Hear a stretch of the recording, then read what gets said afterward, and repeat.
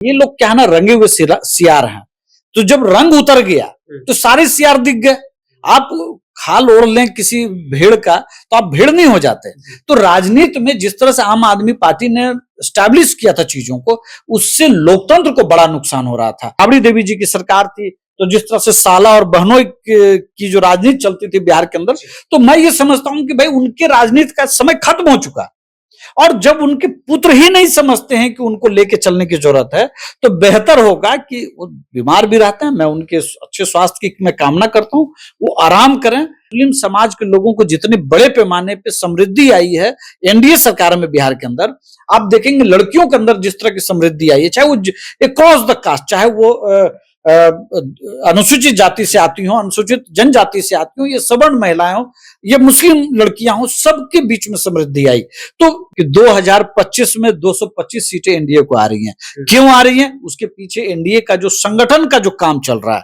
आप देखिए बगहा से जो शुरू हुआ और चौथे दौर में अब हम लोग जाने वाले हैं। आज दरभंगा में कार्यक्रम चल रहा है, अब फिर कल वैशाली में कार्यक्रम होगा, फिर 15 तारीख से बेगूसराय खगड़िया का दौर शुरू होगा और वो जहानाबाद अरवल होते हुए कैमूर में खत्म होगा।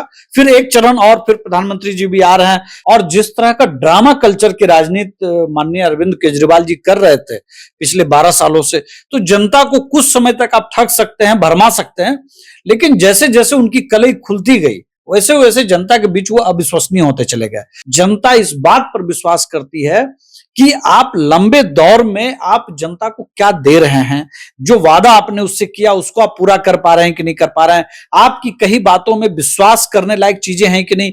काम जितना ये कर रहे थे उससे ज्यादा ये ढिंडोरा पीट रहे थे। तो एक समय के बाद समझिए ना कि सर के ऊपर जब पानी बह गया तो लोगों ने तय कर लिया। कांग्रेस वाले तो ये भी कह रहे हैं कि देखिए बीजेपी अपनी बी टीम को हराई है दिल्ली में।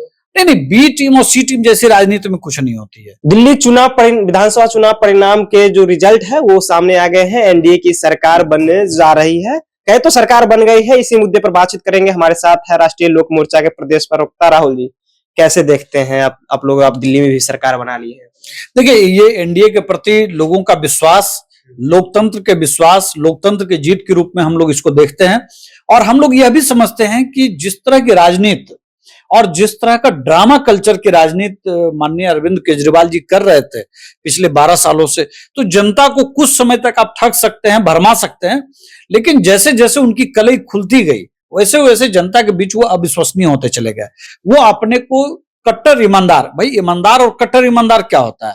तो जब आप नाटक नौटंकी करते हैं तब आपको आगे विशेषण लगाना पड़ता है अपने लिए। तो जनता ने समझ लिया था। और मैं तो उसको एक रूप में और भी देखता हूं कि जब आतिशी मरलेना को जब उन्होंने मुख्यमंत्री बनाया तो पहले ही दिन से उनको कहा कि भाई ये तो डमी मुख्यमंत्री है, हम आगे मुख्यमंत्री होंगे और इस तरह की चीजों को। और देखिए कि जो झारखंड में जो हुआ, वहां एक परिस्थिति में इंडी गठबंधन के हेमंत सोरेन जीते, तो उसको समझा कि भाई ये एक ट्रम्प कार्ड है कि भाई हम इस तरह से चुनाव जीत सकते हैं। लेकिन जनता सिर्फ एक तात्कालिक कारण पे वोट नहीं करती कि भाई आप उसको क्या कमिटमेंट कर रहे हैं। जनता इस बात पर विश्वास करती है कि आप लंबे दौर में आप जनता को क्या दे रहे हैं, जो वादा आपने उससे किया उसको आप पूरा कर पा रहे हैं कि नहीं कर पा रहे हैं, आपकी कई बातों में विश्वास करने लायक चीजें हैं कि नहीं। पंजाब में आम आदमी पार्टी ने एक घोषणा की थी कि भाई महिलाओं को हम 1000 रुपया देंगे, लेकिन आज तक इतने साल की सरकार बन गई लेकिन वो नहीं दे पा रहे हैं। लेकिन आप देखिएगा कि आम आदमी पार्टी की पूरे देश में विज्ञापन छप रही है। काम जितना ये कर रहे थे उससे ज्यादा ये ढिंडोरा पीट रहे थे। तो एक समय के बाद समझिए ना कि सर के ऊपर जब पानी बह गया तो लोगों ने तय कर लिया। कांग्रेस वाले तो ये भी कह रहे हैं कि देखिए बीजेपी अपनी बी टीम को हराई है दिल्ली में। नहीं, बी टीम और सी टीम जैसी राजनीति में कुछ नहीं होती है। जब लोकसभा चुनाव हुआ तो वहां पे आम आदमी पार्टी के साथ ही कांग्रेस मिलकर के चुनाव लड़ी। तो भाई अगर आपको लग रहा था कि ये बीजेपी की बी टीम है तो आप उसके साथ तालमेल क्यों किए?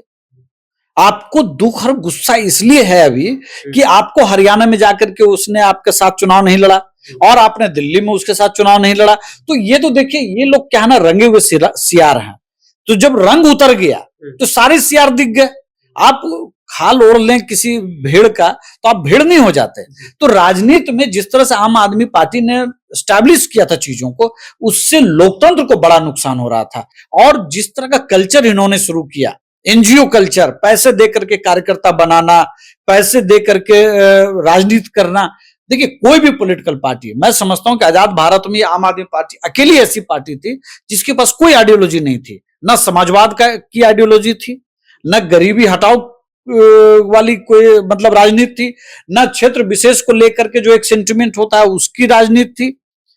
आप यहां पर देखेंगे कि जिस तरह की राजनीति आम आदमी पार्टी कर रही थी वो बहुत विशुद्ध तरीके से, आप आंदोलन से निकले और सीधे सत्ता में आ गए।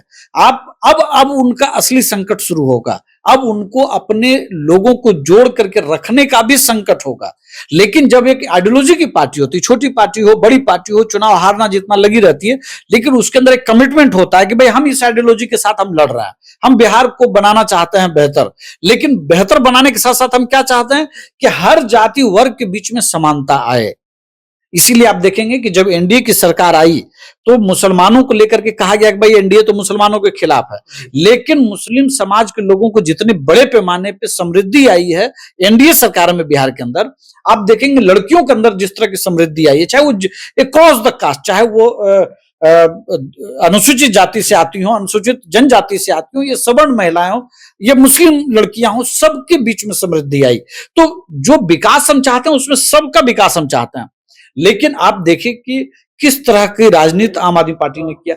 जब वो इंडिया अगेंस्ट करप्शन वाली राजनीति कर रहे थे तो लिस्ट निकाल रहे थे भ्रष्टाचारियों की, फिर उसी के साथ वो इंडी अलायंस भी बना रहे थे, फिर उसी के साथ आप लोकसभा चुनाव भी लड़ते हैं, फिर आप अलग हो जाते हैं। आप गांधी जी की तस्वीर को लेकर के इंडिया अगेंस्ट करप्शन आपने आंदोलन शुरू किया, और जब आप सरकार में गए, चाहे दिल्ली में चाहे पंजाब में, सबसे पहले किसकी तस्वीर हटी? राष्ट्रपिता महात्मा गांधी की। इतने ब्रूटल तरीके से तो कोई भारतीय राजनीति में गांधी जी के साथ इतना अनादर वाली पॉलिटिक्स तो मैं समझता हूं कि किसी पॉलिटिकल पार्टी बिहार में बात कर लेते हैं। बिहार का ये चुनावी साल है और ये मान लिया जाए कि ये तो झांकी है, दिल्ली झांकी है, बिहार बाकी है। देखिए बिहार बाकी जैसा हम समझते ही नहीं है। हम ये समझते हैं कि 2025 में 225 सीटें एनडीए को आ रही हैं। क्यों आ रही हैं? उसके पीछे एनडीए का जो संगठन का जो काम चल रहा है। आप देखिए बगहा से जो शुरू हुआ और चौथे दौर में अब हम लोग जाने वाले हैं। आज दरभंगा में कार्यक्रम चल रहा है, अब फिर कल वैशाली में कार्यक्रम होगा, फिर 15 तारीख से बेगूसराय खगड़िया का दौर शुरू होगा और वो जहानाबाद अरवल होते हुए कैमूर में खत्म होगा।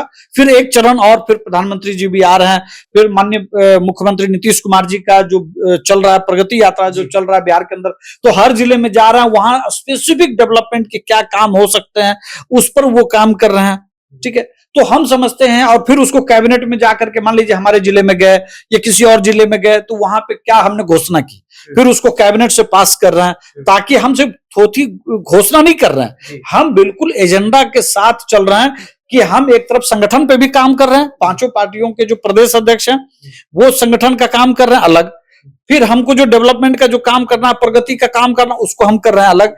और केंद्र की जो सरकार है बिहार को स्पेसिफिक जो पीछे रह गया है बिहार, तो हम ऐसा क्या काम करें, क्या क्या योजनाएं दें कि बिजली पानी सड़क से अब ऊपर उठ करके इंफ्रास्ट्रक्चर को लेकर के या एयरपोर्ट को लेकर के या इंडस्ट्रियल कॉरिडोर को लेकर के या एग्रीकल्चर में क्या हम कर सकते हैं या हम मैन्युफैक्चरिंग में क्या हम कर सकते हैं, या हम जैसे मान लीजिए कि ऊषा योजना के तहत पटना यूनिवर्सिटी को 100 करोड़ रिसर्च के लिए मिला, एक और यूनिवर्सिटी को मिला, फिर कई यूनिवर्सिटी है जिसको 20-20 करोड़ रुपए मिला। तो आप देखेंगे कि फिर जैसे निफ्टम एक आ रही है, national institute of food and technology, कुछ इस तरह से एक संगठन है जो चिराग पासवान जी के मंत्रालय में आता है, और उसको बिहार और नॉर्थ ईस्ट को लेकर के एक सेंटर बनाना है।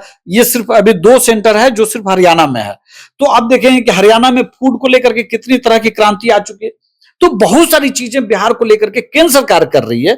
आज रेल मंत्री आए हुए हैं बिहार में और बेतिया में उनका कार्यक्रम चल रहा है। तो आप देखेंगे कि आने वाले दिनों में बहुत सारे आरओबी भी बिहार के अंदर बनेगा, ताकि ट्रांसपोर्टेशन में यातायात में बहुत तरह की दिक्कत जो होती है वो कम हो सके। प्लस कॉरिडोर बहुत सारा मिल रहा है, एक्सप्रेसवे अब बहुत सारा कॉरिडोर मिल रहा है, चाहे वो कहिए कि सीता जी का जो इलाका है, सीतामढ़ी का इलाका उस तरफ देखिएगा, या फिर गौतम बुद्ध को लेकर के बिहार के अंदर पर्यटन को लेकर के क्या संभावना बन सकती है उस पे तो कहने को हम एक तरफ संगठन पे भी काम कर रहे हैं और एक तरफ हम नीतीश कुमार जी जिले जिले जाके समीक्षा भी कर रहे हैं, और केंद्र से जो हमको सहयोग मिलना चाहिए, जो डबल इंजन की बात हम करते हैं, तो वो भी हमको मिल रहा है। तो जब ये सारी चीजें हो रही हैं तो हमारे सामने बिहार की बारी है जैसी कोई बात नहीं है, बिहार के लोगों की बारी है।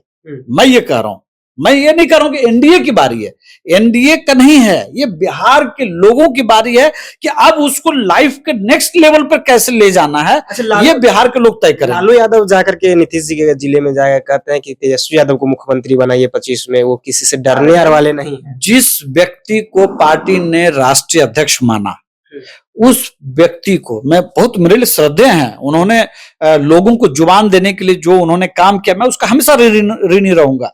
लेकिन आज अपनी एक तस्वीर के लिए, पार्टी के बैनर में उनकी एक तस्वीर हो, जो व्यक्ति उसके लिए वो तरस रहा हो, वो व्यक्ति बिहार की राजनीति को अब तय करने की स्थिति में नहीं है। एक दौर था, माननीय श्रद्धेय नेता लालू जी के प्रति जो सम्मान बिहार के अंदर था, वो अब खत्म हो चुका है। उन्होंने जो बिहार की आकांक्षाओं पे जो कुठाराघात किया अपराध के से, जो अपहरण उद्योग बनाया बिहार के अंदर, और जिस तरह की स्थिति परिस्थिति बना दी। और देखिए, आज बात हो रही है तो मैं फिर कहूं कि जब राबड़ी देवी जी की सरकार थी, तो जिस तरह से साला और बहनों की जो राजनीति चलती थी बिहार के अंदर, तो मैं ये समझता हूं कि भाई उनके राजनीति का समय खत्म हो चुका। और जब उनके पुत्र ही नहीं समझते हैं कि उनको लेके चलने की जरूरत है, तो बेहतर होगा कि वो बीमार भी रहते हैं, मैं उनके अच्छे स्वास्थ्य की मैं कामना करता हूं, वो आराम करें।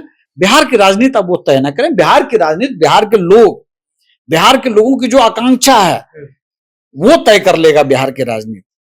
मैं माननीय श्रद्धेय लालू जी से मैं आग्रह करूंगा कि वो अब स्वास्थ्य लाभ लें, वो अब आराम करें, बिहार की राजनीति बिहार के लोग तय कर लेंगे। चलिए, तो बिहार की राजनीति बिहार के लोग जो है वो तय कर लेंगे। हम दिल्ली पे बात कर रहे थे, दिल्ली चुनाव में जिस तरह से एनडीए की जीत हुई है, 27 साल बाद जो है दिल्ली की दीवार को ढा दिया गया है। उन तमाम मुद्दे पर हमारे साथ बातचीत करते थे। राहुल जी, आपकी क्या प्रतिक्रिया है? अपनी प्रतिक्रिया नीचे कमेंट बॉक्स में रखिएगा। आप देख रहे थे जनता जंक्शन, बहुत बहुत धन्यवाद।